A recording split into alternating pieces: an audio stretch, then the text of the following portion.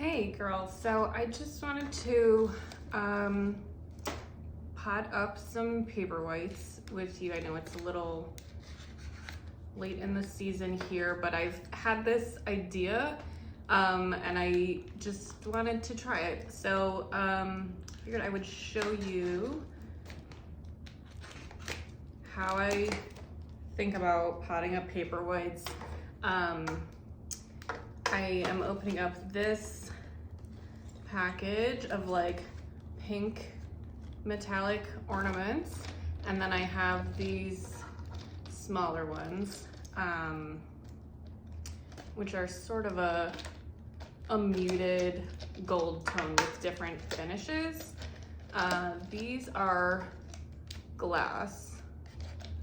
I'm pretty sure these are plastic, but I'll check in a second.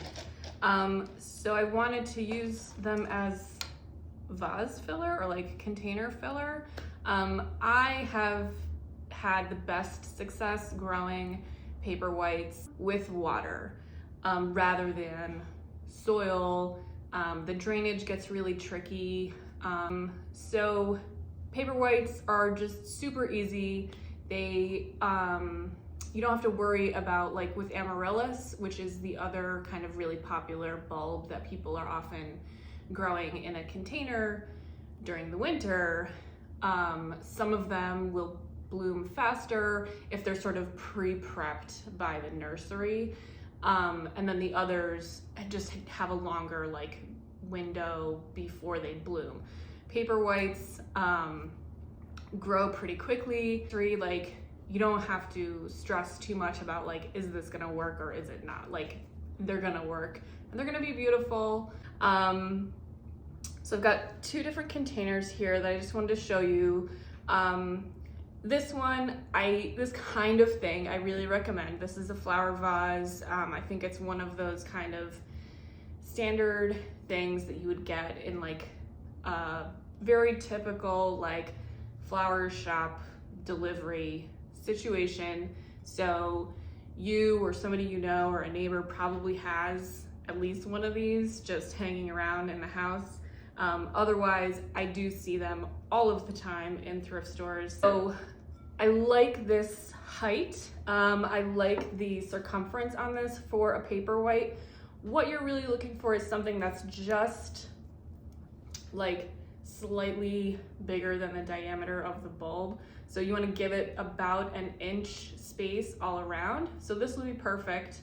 And then what I also like about it is that I'm not going to plant the bulb up here and let the whole stalk and the bloom grow up. I'm going to really plant this down here so that the rest of this space in the vase will actually help to support the stems because they can get quite tall, especially if it's kind of a low light situation. They're gonna get like leggy.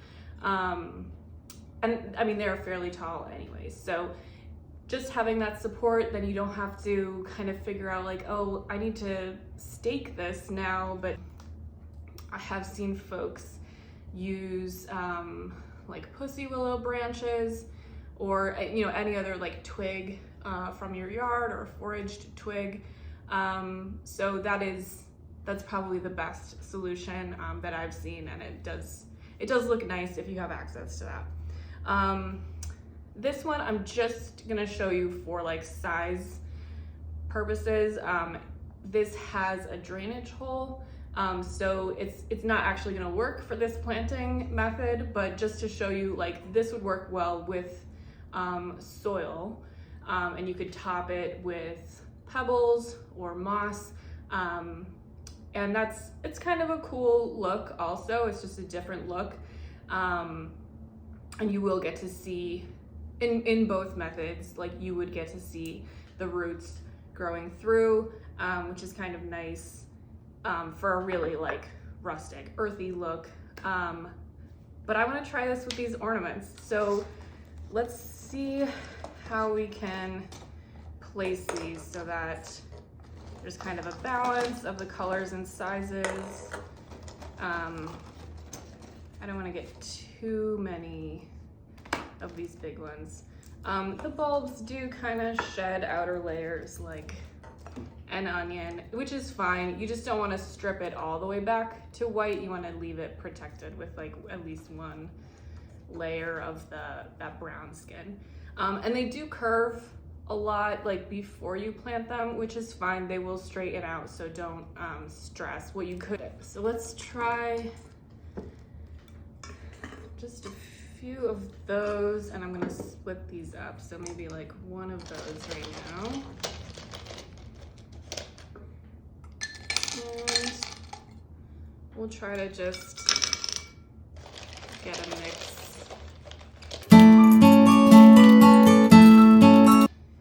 And you really only need, maybe one more of those now. You really only need like a few inches of whatever medium you're using, because the bulb is gonna sit pretty much right on top. You don't really want to, you know, bury it as you would if you were planting right in the ground.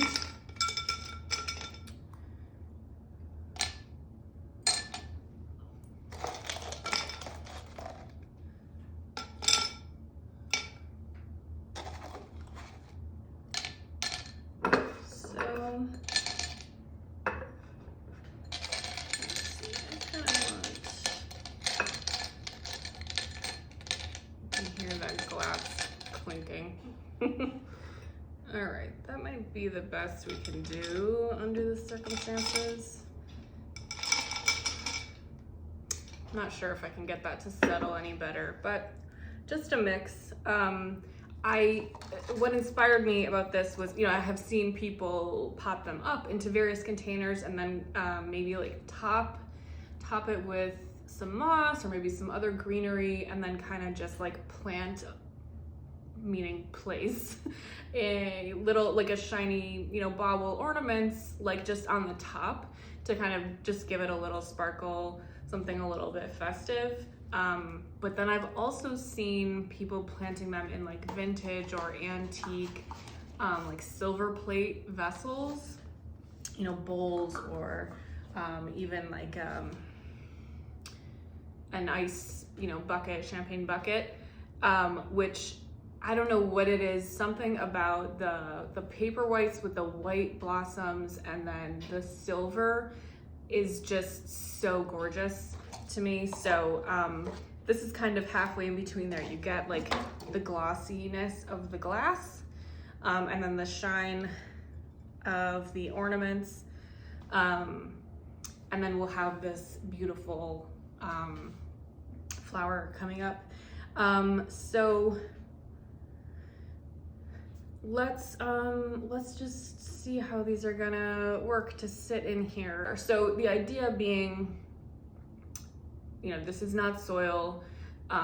It's not going to be, the bulb is not going to be bringing up nutrients from the soil. It's really just going to be like super moisturized from the water, super hydrated, and that'll do it.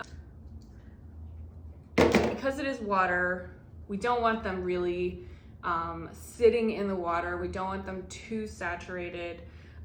So we want to just get the water at a level where the bulb can sort of sense it, and it's going to send down shoots. Even if it's not actually touching the water initially, it's going to send down roots. And you'll see how like quickly this happens. It's incredible. I love watching them. So, and it's pretty low maintenance, because thereafter, you just have to sort of maintain the level of the water until they're at peak bloom, and that's it. And you don't have to do that very frequently. Let's see how far we want to go. My worry about this method was that the ornaments might be too light and they would just be like floating in the water instead of, you know, creating a structure for the bulb to rest on. So we'll see. I think that this guy is not gonna work for me. It's too many.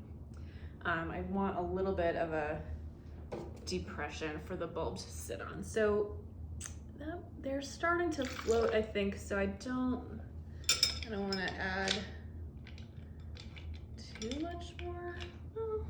could go a little bit. Okay, that's definitely it, because they are definitely popping up at the bottom. And as I said, with this one, this has a drainage hole, so this is just for demonstration purposes. But let's see if this will kind of weigh them down. And it does, and it's too much water now, so let me just pour a little bit off. And hopefully not lose my mini ornaments.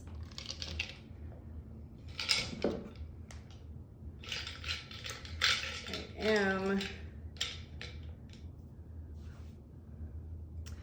losing a bit of my carefully designed balance of pink and champagne color, would we call that? I think that's what was on the package. But yeah, so I just want that balanced on top of this structure,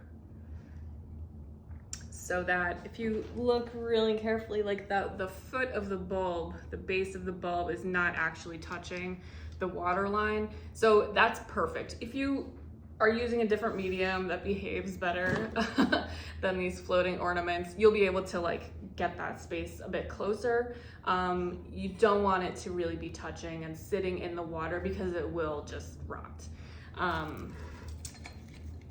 And so same deal with here. Oh, I'm losing more skins. Okay, so same here. I would kind of look at this from the side and get my water up to between, you know, as close as possible, you know, about 1/4 of an inch below the lowest point of the bulb.